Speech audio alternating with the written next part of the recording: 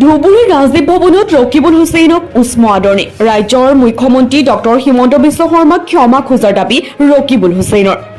ধুবুৰী জিলা কংগ্ৰেছ কৰ্মীৰ উদ্যোগত সম্বৰ্ধনা জনাই নৱগঠিত সাংসদ ৰকিবুল হুছেইনক দেশৰ ভিতৰতে সৰ্বাধিক ভোট লাভ কৰি ইতিহাস ৰচিলে ৰকিবুল হুছেইনে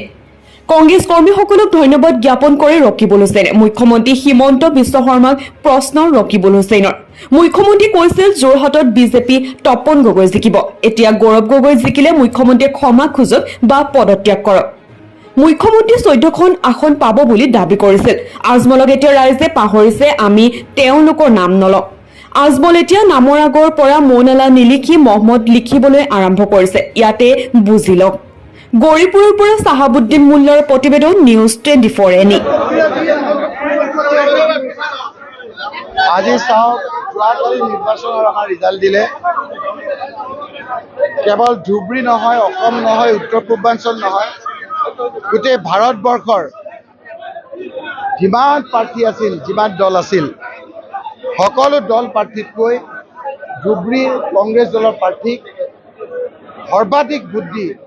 ধুবুৰী লোকসভা সমষ্টিৰ ভোটদাতাসকলে নিৰ্বাচিত কৰিছে এটা ৰেকৰ্ড কৰিছে প্ৰায় 10,12,000 ভোটৰ ব্যৱধানত বিজয়ী কৰিছে সেয়েহে মোৰ এটা দায়িত্ব আছিল কৰ্তব্য আছিল আমাৰ কংগ্ৰেছ দলৰ কৰ্তব্য আছিল আনুষ্ঠানিকভাৱে যিসকলে 3টা মাহ লগনে বুকে থাকি কষ্ট কৰিলে ৰোজা ধৰিলে তাৰপিছতো গৰমত ৰ'দত বৰষুণত তিতি তেওঁলোকে ৰাইজৰ ওচৰলৈ গৈছিল এই সকলোকে একবাৰ ধন্যবাদ কৃতজ্ঞতা আৰু শুক্ৰিয়া আদায় কৰাৰ এটা প্ৰয়োজন আছিল আৰু সেয়েহে মই অন্য কাম কৰাৰ আগত দিল্লীলৈ যোৱাৰ আগত মোৰ কংগ্ৰেছ কৰ্মীসকলক মোৰ জ্যেষ্ঠ নেতাসকলক মোৰ MLA ভাইসকলক মোৰ কংগ্ৰেছৰ যুৱ কংগ্ৰেছ NSY মহিলা কংগ্ৰেছ সেৱা দল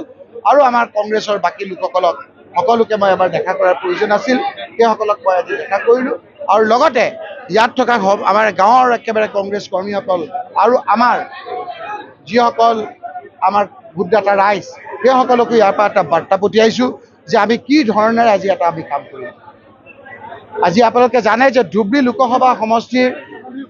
যি ধৰণেৰে আপোনাৰ গঠন কৰিছে মাননীয় মুখ্যমন্ত্ৰী হিমন্ত বিশ্ব শৰ্মাই ইলেকশ্যন কমিশ্যনৰ জৰিয়তে ঘোৰ অন্যায় কৰিছে সাধাৰণতে 12 লাখৰ পৰা 15 লাখৰ ভিতৰত এটা লোকসভা সমষ্টিৰ মানুহ থাকে ভোটাৰ থাকে কিন্তু আমাৰ এই লোকসভা সমষ্টিত প্ৰায় 27 লাখ মানুহ আছে ঘোৰ অন্যায় কৰিছে আজি 12-15 লাখ টকা সমষ্টিটো উন্নয়নৰ কাৰণে MP গৰাকীয়ে 5 কোটি টকা পাব আৰু আজি 27 লাখ ভোটাৰ 50 লাখ পপুলেশ্যন থকা এই ধুবুৰী লোকসভাটো উন্নয়ন পুঁজি হিচাপে আজি MP গৰাকীয়ে 5 কোটি টকা পাব এই কথাখিনি আপোনালোকৰ যোগেদি যোৱাকালি মই কৈছোঁ আৰু উপযুক্ত মঞ্চটো আমি সুচাৰ হ'ম এইটো ঘোৰ অন্যায় কৰিছে এই কামবিলাক কৰাৰ ক্ষেত্ৰত ৰাইজক কেনেকৈ লগত লৈ কি ৰুট মেপেৰে আমি কাম কৰিম যাতে আমাৰ অৱস্থা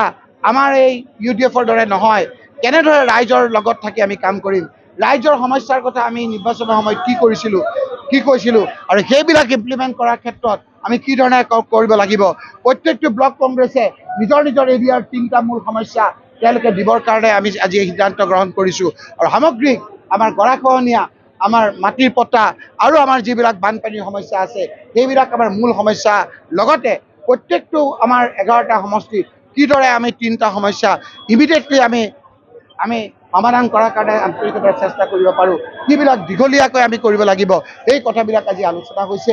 পঞ্চায়ত নিৰ্বাচনত আমি কেনেদৰে আমি আগবাঢ়িম কেনেদৰে আমাৰ ইয়াত কোনো ধৰণৰ আমাৰ ইয়াত খেলিমেলি নোহোৱাকৈ আগবাঢ়িম তাৰো আজি সিদ্ধান্ত হৈছে আগন্তুক বিধানসভা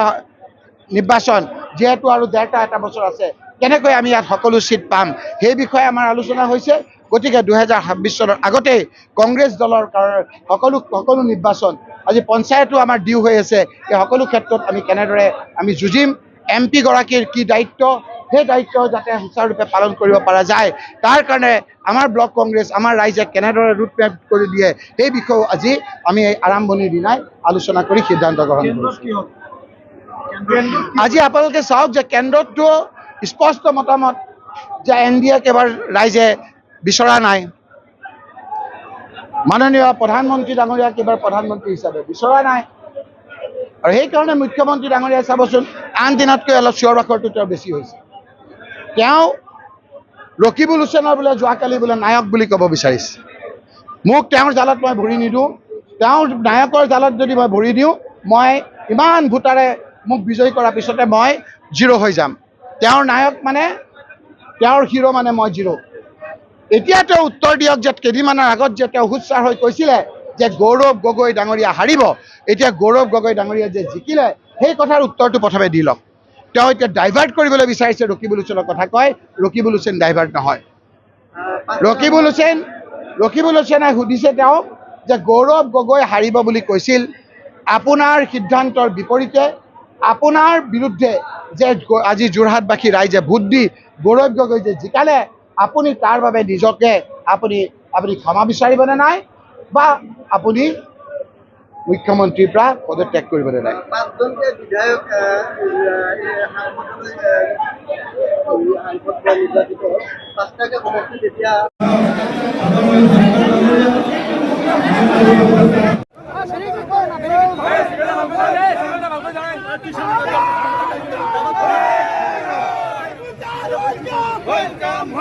ব্যারিকেড ধরো না, জায়গা খালি করো। ওই সেবা দাও না, কত যাও হ্যাঁ লোড জায়গা তুলো, ব্যারিকেড ধরো।